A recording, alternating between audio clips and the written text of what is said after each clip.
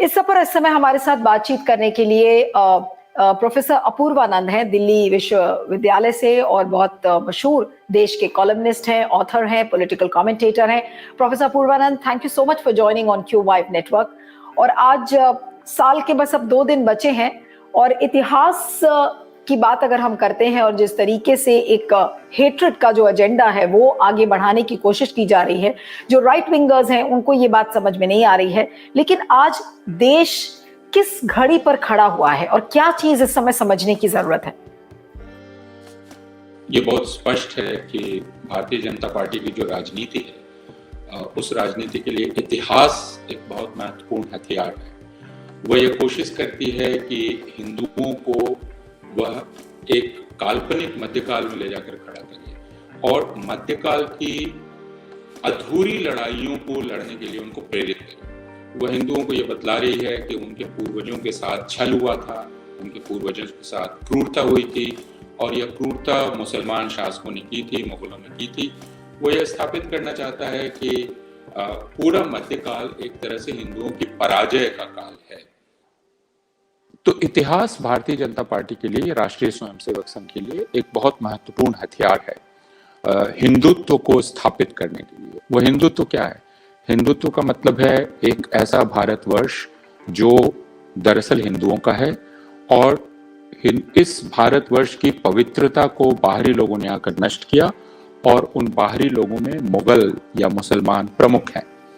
ईसाई उतने प्रमुख, ब्रिटिश उतने प्रमुख नहीं हैं जितने मुगल या मुसलमान प्रमुख हैं, जिन्होंने भारतवर्ष की पवित्रता को दूषित किया है। यह इतिहास की समझ है।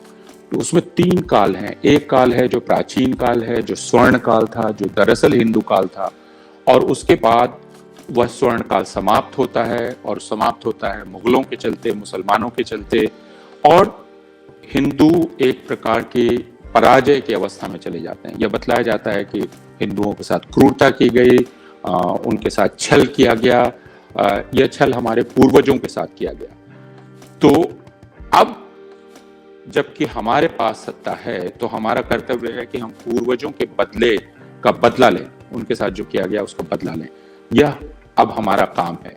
तो जो युद्ध हमारे पूर्वज हार गए, और वो इसलिए नहीं हारे कि वो वीर नहीं थे, बल्कि इसलिए कि उनके साथ छल किया गया और बाहर के लोग ज्यादा क्रूर थे और हम लोग ज्यादा दयालु थे और इसलिए हम फंस गए। हमारे पूर्वज भोले भाले थे वगैरह।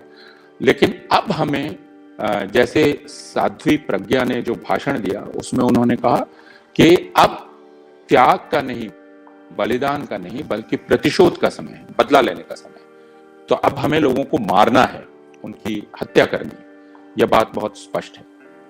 इस प्रकार इतिहास की समझ बनाई जाती है और इसलिए जितने भी मुसलमान चरित्र हैं उन चरित्रों को क्रूर, आतताई, हिंदू विरोधी के रूप में स्थापित किया जाता है।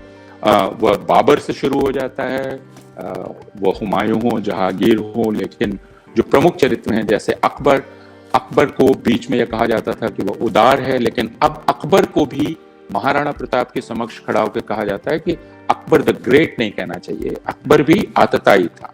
तो अकबर के बारे में भी तरह तरह की कहानियां प्रस्तुत की जाती हैं। औरंगजेब एक बहुत ही इनके लिए प्रिय पात्र है, क्योंकि औरंगजेब के जीवन से ऐसे बहुत सारे उदाहरण निकाले जा सकते हैं जिससे आप उनकी क्रूरता का उदाहरण दे सकें या कह सकें कि धर्म का वह सहारा लेता था। हालांकि औरंगजेब के समय मुसलमानों पर भी अत्याचार हुआ और ऐसे चरित्र दिखलाई पड़ते हैं जिन्होंने औरंगजेब का विरोध किया और उसके चलते मारे गए।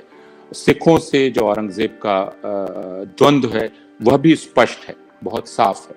तो जब भी आप राजे, महाराजाओं, बादशाहों का इतिहास देखेंगे तो आपसी युद्ध का ही इतिहास है। वह ऐसा नहीं है कि हिंदू राजा के साथ मेल जोल से रहते थे। वे भी अपनी सीमा बढ़ाने की कोशिश करते थे, एक दूसरे पर हमला करते थे। उसमें वे मुसलमान राजाओं के साथ गठजोड़ करते थे, मुसलमान हिंदुओं के साथ गठजोड़ करते थे। तो लेकिन यह इतिहास की एक ऐसी समझ जिसमें हिंदू एक तरफ, मुसलमान एक तरफ, और हम हिंदुओं के वंशज और आज के मुसलमान उन मुसलमानों के वंशज, इसलिए अपने पूर्वजों का बदला लेने का समय अब आ गया है।